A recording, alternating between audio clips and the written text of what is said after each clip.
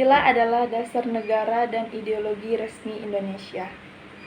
Kata Pancasila berasal dari bahasa Sanskerta yang terdiri dari dua kata, yaitu panca yang berarti 5 dan sila yang berarti prinsip atau dasar. Jadi Pancasila secara harfiah berarti 5 prinsip. Pancasila dinyatakan dalam Piagam Jakarta pada 22 Juni 1945 dan kemudian dijadikan dasar negara Indonesia dalam pembukaan Undang-Undang Dasar 1945.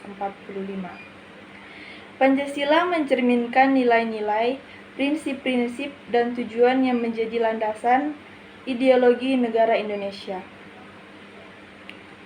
Kedudukan Pancasila sebagai dasar negara Indonesia sangat kuat dan tidak dapat diganggu-gugat. Di sini ada beberapa penjelasan mengenai kedudukan Pancasila sebagai dasar negara, yaitu yang pertama, tertuang dalam pembukaan Undang-Undang Dasar 1945. Pancasila secara resmi dijadikan dasar negara Indonesia dalam pembukaan Undang-Undang Dasar Negara Republik Indonesia tahun 1945. Pembukaan Undang-Undang Dasar 1945 menyatakan bahwa negara Indonesia didirikan atas dasar Pancasila. Hal ini menegaskan kedudukan Pancasila sebagai pijakan utama dalam Konstitusi Indonesia. Yang kedua, ada konstitusi yang tidak dapat diganggu-gugat. Undang-Undang Dasar 1945 merupakan konstitusi tertulis yang memiliki kedudukan dan kekuatan hukum tertinggi di Indonesia. Dalam pasal 1 ayat 3 Undang-Undang Dasar 1945 disebutkan bahwa Pancasila merupakan asas tunggal negara dan jadi pandangan hidup bangsa Indonesia.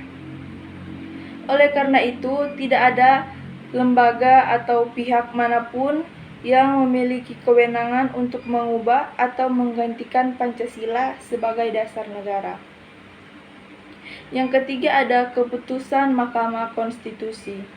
Mahkamah Konstitusi Indonesia telah menegaskan dan memperkuat kedudukan Pancasila sebagai dasar negara dalam putusan-putusannya.